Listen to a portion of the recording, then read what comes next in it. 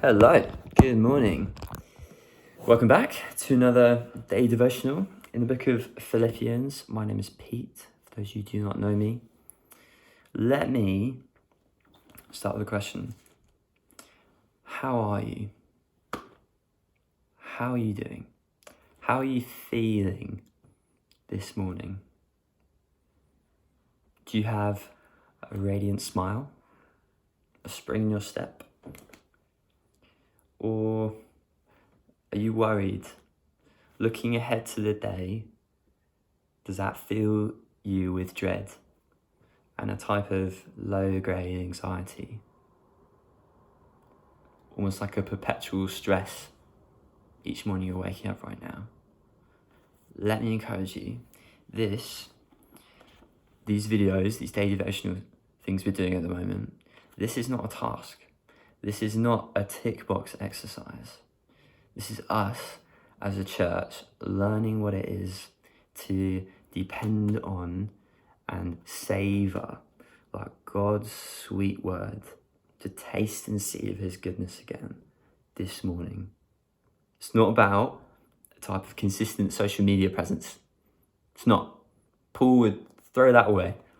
He said, compared to the surpassing worth of knowing Christ Jesus, that's what we want. That's what we're trying to do here. That's what we're trying to progress in. I know I need that. I know I need that every morning, to draw near to him, to remind myself of him. Otherwise, I step out into the world as this double-minded man, unstable in all my ways. And I just drift. I drift. You will drift.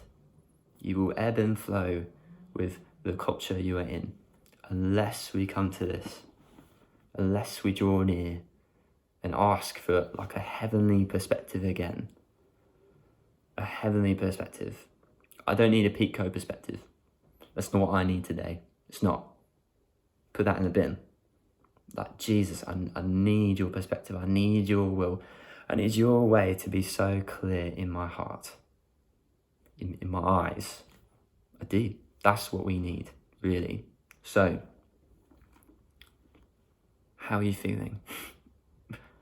How are you feeling? There's treasure here for us to enjoy and for us to hold on to. Really, it really is. So, with that in mind, let me read. Reading Philippians 1 verses 22. We're going to read a couple verses before that as well. So we're starting at verse 20. As it is my eager expectation and hope that I will not at all be put to shame, but that with full courage now as always Christ will be honoured in my body, whether by life or by death. Because to me to live is Christ and to die is gain. For I am to live in the flesh. If I am to live in the flesh, that means fruitful labour for me. Yet which I shall choose, I cannot tell. If I am to live in the flesh, that means fruitful labour for me. Yet which I shall choose, I cannot tell. As I said yesterday, Paul is utterly convinced of the value of knowing Christ, the value of knowing him. It's changed everything for him. Notice, Paul never, in this letter and anywhere, says, I met Jesus, and then I decided to go to a mountain and sit under a tree and cross my legs and just meditate and think about him for the rest of my life and just enjoy him that way. No, he never does that, never. For Paul, knowing Jesus doesn't degrade all the other things in his life. It doesn't bring them down. There's a song which goes, many of you will know this, for the things of earth will go strangely dim in the light of your glory and grace. I think, I could be wrong. And that's partly true, right? It's like when we come to Christ, when he enters our heart and his spirit dwells within us, things become less shiny. They do. Wealth, popularity, but those things don't become so appealing because we've got the most valuable thing. What it doesn't say is, now I've got Christ, everything else becomes unimportant. In Psalm 36, we read, "For with you is the fountain of life. In your light do we see light." Ironically, the sun is going straight into my eyes right now.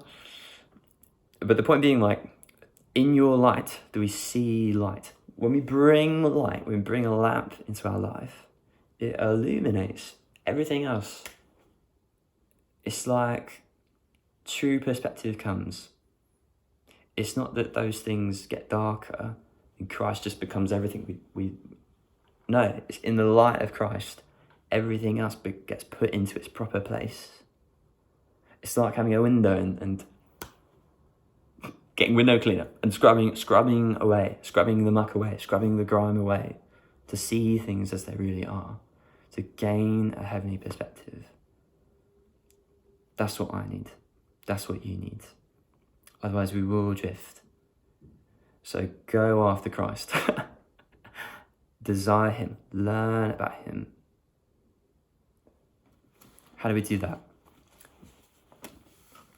A good way is to read, to study your word, this book, the Bible, to understand how it talks about him, his characteristics, his will and plan for your life. That's the way. That's my encouragement for today. You have many things going on, I'm sure. And it's possible you are stressed and worried. And just a busy brain. I say, like, return to him. Like, come back to Christ. Press on and press in. And other things in your life will return to their proper place as you return to your proper place, which is at home in the Father's arms. God bless you. Have an excellent day.